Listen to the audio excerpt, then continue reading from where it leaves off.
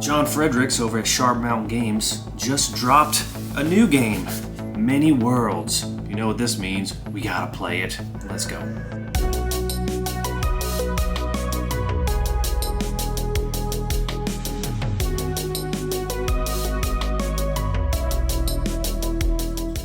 Welcome back to the channel. This is The Sacred Art of Gaming, and I could not help watching Tabletop Wanderer Mage Hammer play Many Worlds and want to jump in.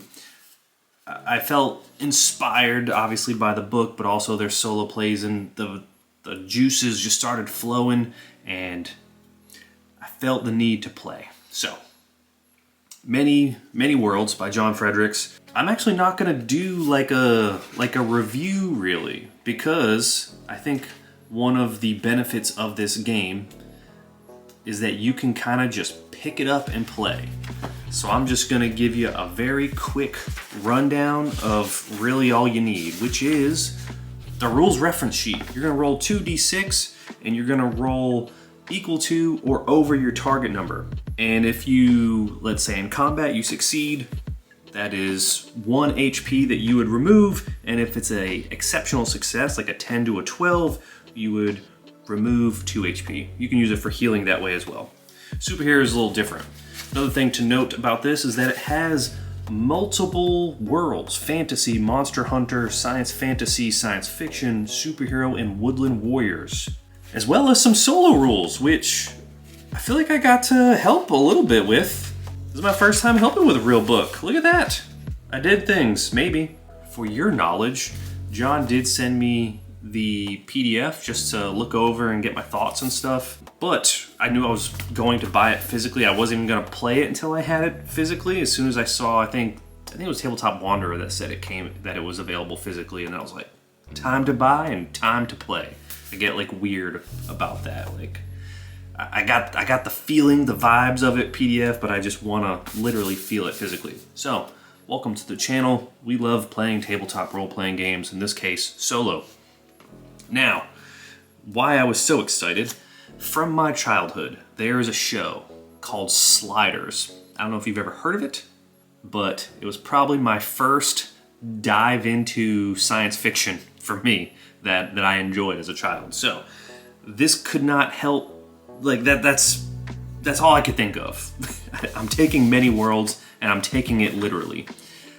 I thought it was important to take normal-ish characters, and they're gonna go into very not normal places. So I took the characters from the Monster Hunter characters section, and I built off of that, and I just didn't do anything too crazy with the monster lore, although I did give Kasum here, I think it's Kasum, a 7 in that. So, that's one of his worst skills, but still, he's a weird scientist that's doing weird things. So we have 3 characters. I love things that come in 3s. I made a little relationship triangle as well as a little table for each one of these, and I want to do like a spark table twist. The idea is that, just like the episodes of Sliders, is that one episode we go to a place, we resolve something, and we move on. And we kind of get changed by each place. That's important. That's an important key. All right, so that is enough explanation and discussion. Our 3 characters, which I think are all in frame. This is Rowan. He's our muscle. He's the security guard. Ellen is a reporter, and Kasum is the scientist. So all of this in my mind, I didn't really roll or anything. I kind of just thought it up. I feel like a scientist was absolutely necessary for this type of story. Kasum's the brains behind this operation that opens up these portals that sucks them into these other worlds. For better or for worse, right? So he's the brains. Rowan is the security guard that works at the facility, and Ellen being a reporter that has been looking into the things that have been going on at this place. Ellen has been trying to kind of manipulate both of these members as well as other members that work there, but she does admire Kasum. Rowan, during all of this, he's actually becoming affectionate towards her, and then Kasum respects Rowan, that being our kind of triangle there. Okay, and then this is what I want my general structure to kind of be like. So there we are. We get pulled in to our first portal. Where the hell do we go? I don't even need to open the book yet for this. I'm gonna roll a d6 and see what kind of world we're going to. 6 Woodland Warriors. Okay, we're going to Woodland Warriors land, but I do want to get right into our opening scene. Of course, they're going, as they go through the portal, the three of them are going to be looking at each other, probably blaming each other in a lot of ways for, you know, what the hell. She was probably interviewing them, and they were probably close to the portal whenever they got pulled in.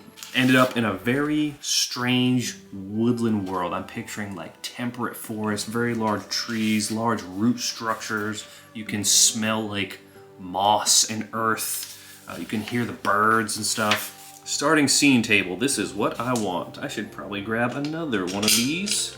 Do you also get very anal about having specific dice for specific things? Okay. 426. Haunting restaurant technology. Haunting restaurant technology. Very interesting. So going to our Woodland Warriors here. Animal characters are a staple of fantasy novels, comics, and games. This chapter allows you to build animal characters who adventure in a medieval world. As in the fantasy chapter, there are no classes. The sample characters have a suggested profession, but adjust the characters however you'd like. We see there are badgers, foxes, frogs, owls, stuff like that. Okay, so this is going to be... I am imagining it being the animated Robin Hood movie, basically. Restaurant. Restaurant in this case. So I think as they enter the portal, three of them arguing and bickering, and then one of them is probably going to, maybe the reporter actually, the reporter is going to be like, okay, enough, Ellen is her name. Look, there's a building over there, and there's like this little quaint shack, we'll call it? Like a quaint, maybe shack is unfair, because this is a restaurant after all. It's like a tavern, but I'm trying so hard not to say tavern. It's a very friendly village. It's like a bed and breakfast. It's got a chimney out the top, and you're just like, oh, okay, well, this is so weird. You know, I wonder, Kasem's like, oh, I wonder where we are. Maybe, are we in Wisconsin? Like, where is this? Thinking like still somewhere in the US or something. They're like, okay, well, let's go ahead and see if somebody can help us in there. As they approach, they open the door, and they do notice that everything is very, it almost looks like they're at a Renaissance fair. So as they go to open the door is rounded too, so they're like, okay, that's strange. They open the door, and then as they look in, it's all like humanoid animals in this tavern, and they are all doing their thing. And everything stops, the music stops, and they all look at them. Haunting restaurant technology. There is a chance, and I think I'm going to try and use his oracles that he has in here. There is a chance that they think that the humans that they're seeing, possibly for the first time, are ghosts or are part of this haunting. So on his likelihood table here, how likely is it that they think that these humans are part of it? I'm going to say likely.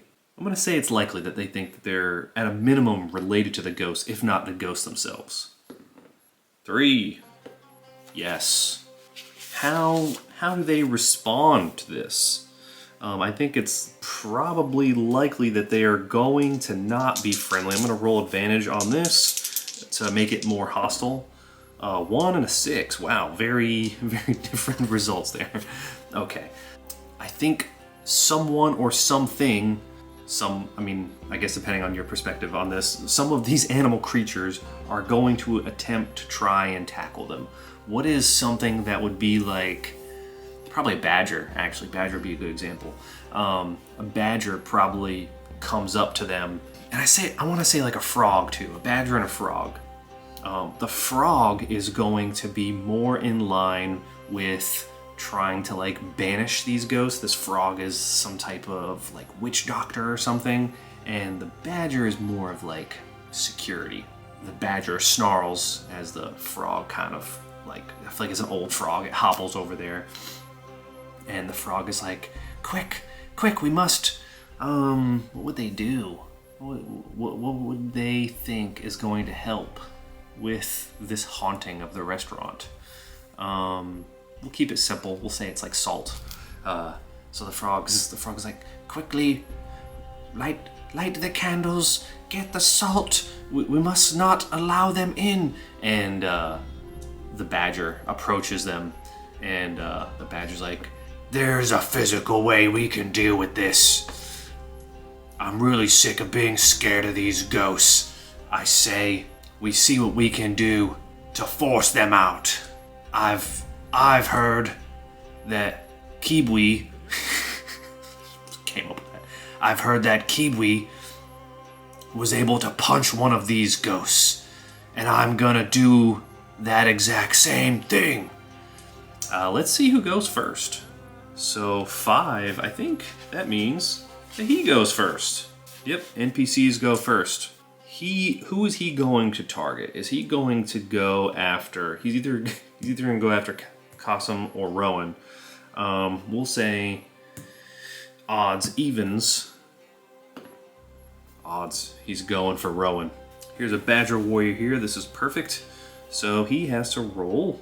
I feel like his dice need to be different. Enemy dice. So his attack is a 5. We need to, well, he needs to roll that or higher to hit me. And he does. He is pretty good at attack. But so is Rowan. So he is going to take 1 hit. He has 5 HP. And he's going to punch him back. And you can see that, I don't think we've said the badger's name yet. We'll say it's Borisk. Borisk is actually surprised that he made contact with Rowan here. But Rowan just kind of, I really wasn't expecting to go through the portal and get punched by a badger. And he goes to punch him back. Alright, 7. So yeah, same deal to Borisk. And Borisk is kind of surprised that he gets punched back. Kiwi now is coming over and is placing down the salts and lighting the candles. And she's like, no, this is not the way. Or Kiwi is not the name of the frog. What is the name of the frog? The name of the frog is Tonga. Yeah, Tonga's her name. And she's like, no, don't listen to Kiwi. Kiwi's an idiot. We gotta continue lighting the candles and putting the salt. And they're just like, look, the scientists especially, Qasim, he's like, what? There's just so much for them to take in right now. The haunting, we must stop the haunting. So then from there, probably Ellen. Ellen will go next. I think Ellen's gonna try and de-escalate the situation and explain herself. She's going to say, like, hey, listen, I don't understand about the haunting, but we're lost. We weren't expecting to see animals. And then someone scoffs in the background, like, animals. I can't believe she called us that. And she's like, yes, I'm sorry, I meant no offense by it, but we're lost. We're lost and we need help. We're not ghosts, look. And she shows them. Would that give her advantage? No. 4. That's not good enough. So they're like, and she's got a pretty good personality too. And they're like, no, we don't believe her. She's a witch. She's a damn witch. So that kind of riles them up even more. Another character, we'll say a fox. A fox now comes out and then goes to punch Qasim. Oh my goodness, 10. I believe that is exceptional. So Qasim's taken 2 hits. And Qasim's just like, what did I do? So now Qasim's gonna take a moment. He's gonna be like, Okay, all right, everybody stop. You understand that if we were ghosts, you would not be able to hurt us. We're not related to any ghosts. We don't understand what's happening. And he's got bloody, little bit of blood in his mouth, actually, because he got hit in the jaw. He's like, listen, I don't understand what's happening, but we would love to help. We would love to help. And they did say something about technology here, too. Monster lore. Monster lore? No. Costume's just gonna double down and just let them know that everything can be explained. And if you give me a moment, I can explain it to you. Yeah, I mean, that sounds like personality too. So that means he's gonna have to hit an 8 or higher. 6. No, they are striking out. All right, so they are not listening to reason. So that brings us back to our badger friend here, who is going to continue trying to beat up Rowan. And this time he gives him like a mean elbow. 9. So now Rowan getting elbowed, not happy of the situation. Rowan at this point, he's gonna make things worse if he uses the gun. I think collectively, the group, they're just gonna try and run away at this point because things have just escalated too much. I don't want to get any more people in the tavern all riled up. So to do a group check here, I guess it would be fitness to run away. And then if more than half of them pass, then they're good. So you need 2 out of 3. So Rowan's our first fitness.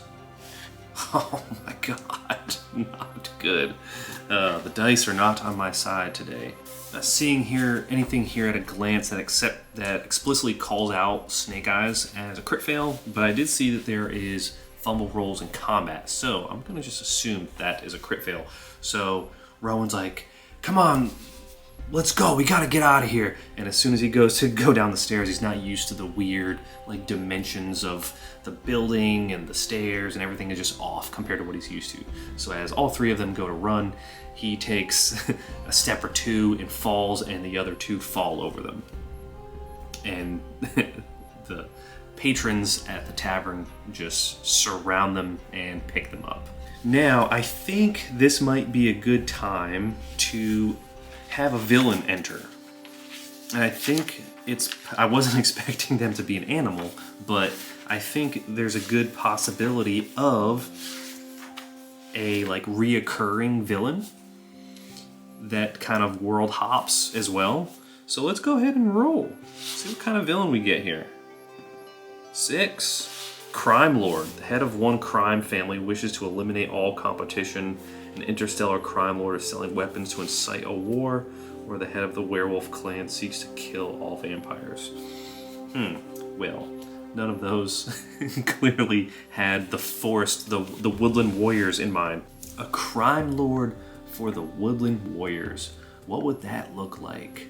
What's like a creepy animal that would look creepy as a humanoid? I kind of like the idea of it being a bat. Yeah, we'll say a bat. A bat is interesting. That adds an extra challenge with the flying. Argyle the bat just came to me.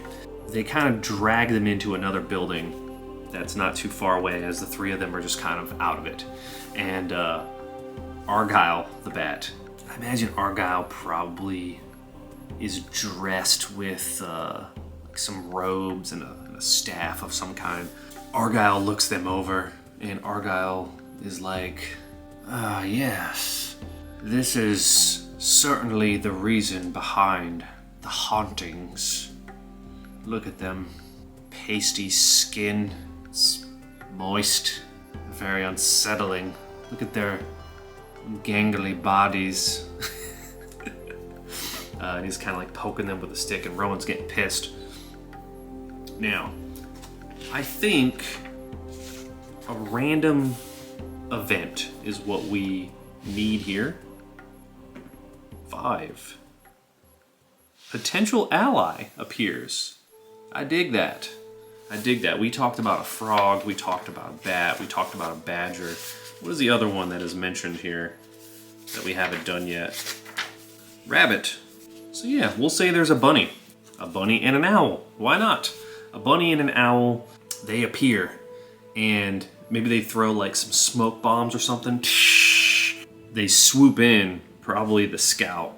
The owl throws the smoke bombs. The rabbit scout runs in, grabs us, and she's, yeah, we'll say the rabbit is a female, the owl is a male, and she's like, come on, let's go. We gotta get you out of here. She's like, I know you're not behind the hauntings. We saw what happened. And they're like, run, come on, let's go. Gets the group out, but I would say they probably have advantage on this for sneaking. Rowan doesn't have it. Take the highest of the two here. So 6, that is a fail. Ellen does have it. Of course, she's the one that gets a super high roll. That is a exceptional, actually no, it's not. And then Qasim. Nice, Qasim does it. That's 2 out of 3. So they're able to sneak out of there, and the bat, Argyle, is just kind of like, where are they? Find them. We must. They are the key. They are the key to everything, to figuring out this haunting situation. And you know what? Haunting restaurant technology. Argyle's like, bring me back. Bring me back to the tavern. The lazy dog. So Argyle goes back and goes in the basement. Nobody follow me. And unbeknownst to anyone here, but we as the viewers know, Argyle goes down there and has strange technology deflect precision fear. We're kind of doing that in a way. It'll be a lot of steps for me to get there, but we're getting there. Argyle pretty much has like a very similar but primitive portal machine, but unfortunately that portal machine is bringing in creatures from other places. So Argyle has a lot of interest in them because they have one that is working. And things that are being brought in are maybe actually ghost or something to that degree. Now, where our heroes are, if you can call them that, Rowan, Ellen, Qasim, they're gonna take a moment to try and heal up. It looks like the healer has the ability to bind wounds, so we'll see if they have a moment here to breathe. You know, I really should be using my 2 free advantage rolls per day. So bind wounds from the healer here on, we'll say, Qasim. So that is a 6. That is enough to heal 1 wound. Qasim will also be trying to heal. No, that doesn't really make sense. If he's being healed, it's kind of hard for him to heal Rowan. But the rabbit scout can also bind wounds. 5 did not do it. All right, cool. So, I mean, it's probably more important that Qasim gets it for now anyways. So yeah, they're basically talking to them and they're explaining the situation that, you know, Argyle the bat has been doing this weird stuff. Yeah, we'll say for the sake of time, to keep this episodic, yeah, they basically just break it down.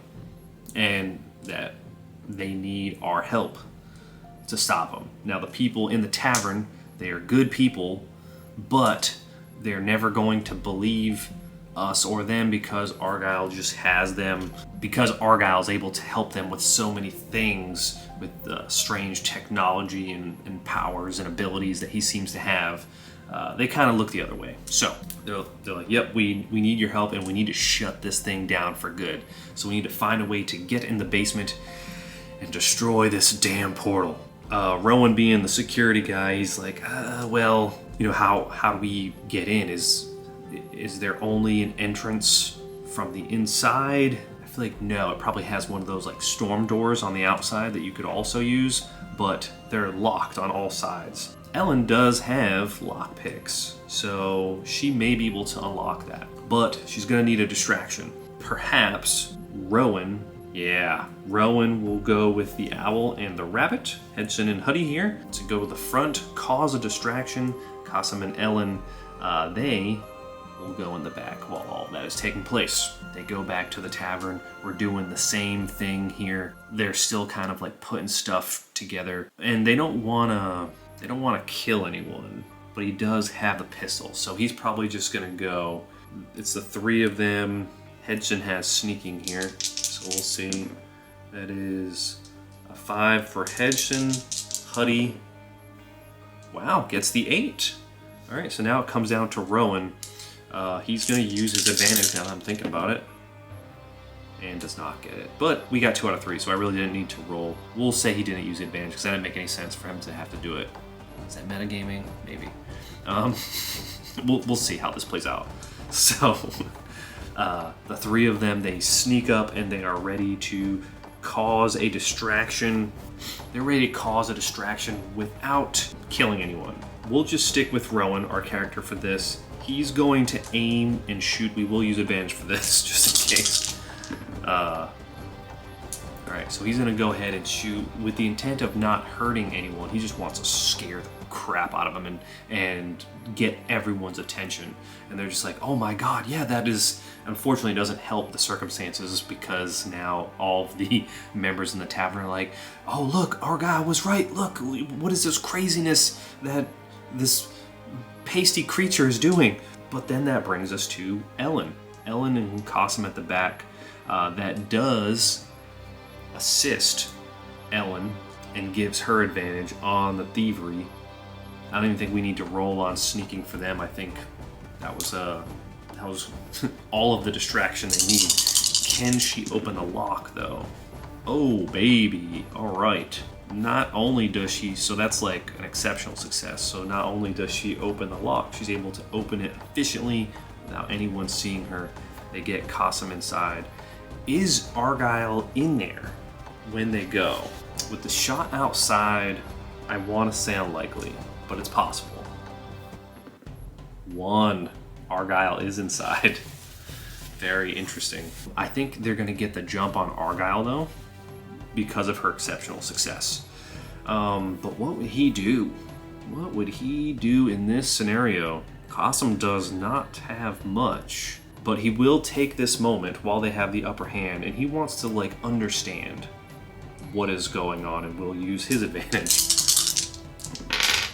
Ooh, all right, we get it. So that he can speak to Argyle.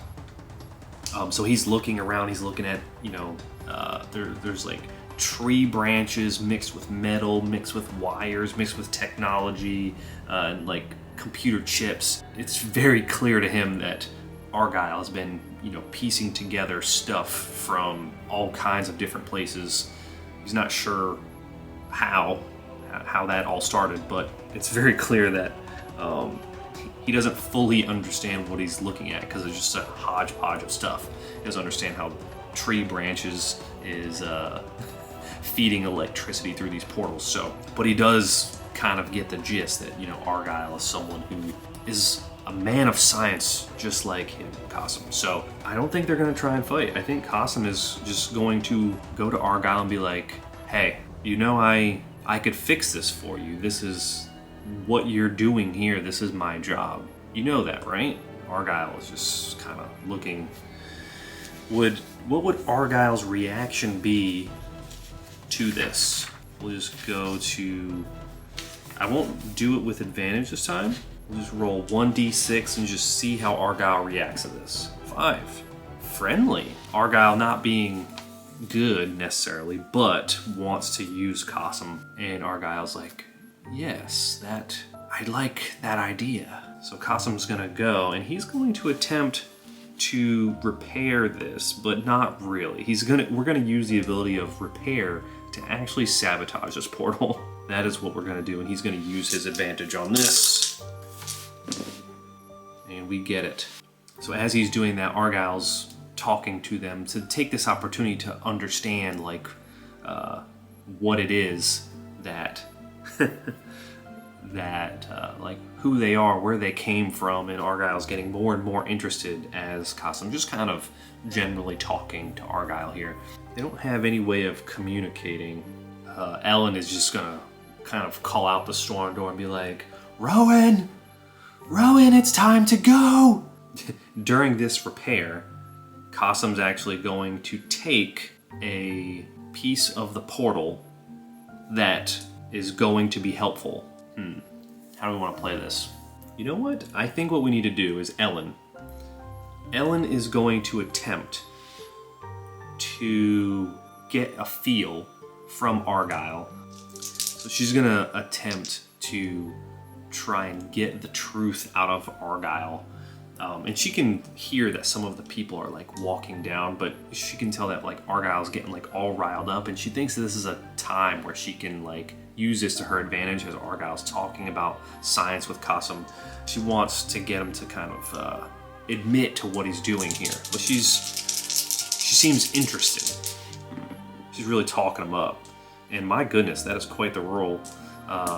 That is a super success. So yeah, for sure, not only does the rabbit and the owl and Rowan work their way in, as they're somehow able to convince them that Argyle, like, hey, just if you just give us a minute and you go downstairs and you look, we will show you Argyle is the one that is up to all this. So as all this is happening, Ellen coerces this out of Argyle, where, you know, she's kind of like, so this, you know, this is all very impressive, and this is pretty much her job to do this. This is all very impressive, like, tell me more, like, this is so interesting, the ghost thing, all of it is so brilliant, and Argyle just continues to spill the tea. Argyle's like, yes, there was once a master here that came here from another world, and I was his servant. I learned everything I could from my master, but my master left me. But I am going to be like my master. But in that, I keep having things come out. I need to be able to travel freely, but things only come here. These disgusting things. And that's when Qasim's like, yeah, I don't think you're going to have to worry about that anymore. And pulls on a piece of the device and it kind of sparks. And Argyle's like, what? What? No! What did you do? What did you do? And the badger that we were talking about, the one that was beating the shit out of Rowan, comes downstairs and is like, I always knew there was something about you, Argyle, that I didn't like. Argyle comes down, or the badger comes down and holds Argyle down. He's like, no! This is treason after everything I've done for you. And Qasim goes, all right, Rowan, it is time to go. And he takes that piece that was faulty and puts it back in place for a few seconds so that it creates this like rift bubble. And then Qasim just kind of does like a little salute to the owl and bunny that are like up the stairs as they get sucked in. And they go to the next place. All right, so let's just go ahead and roll to see where we're gonna be next time. 4 is science fiction. All right, cool. Yeah, that gives me a lot to work with. I'm not sure what these characters are necessarily going to pull from this world because we kind of had to be quick about it for the sake of time. But we'll do something. We will do something. Thank you so much for watching. This has been Many Worlds. Let me know your thoughts about it down below. We'll probably do like a few sessions just to hop around a few worlds just because I think that's super neat. Like, comment, subscribe, do all the things if you enjoy the video, and I will see you in the next one as we continue to explore the sacred art of gaming together.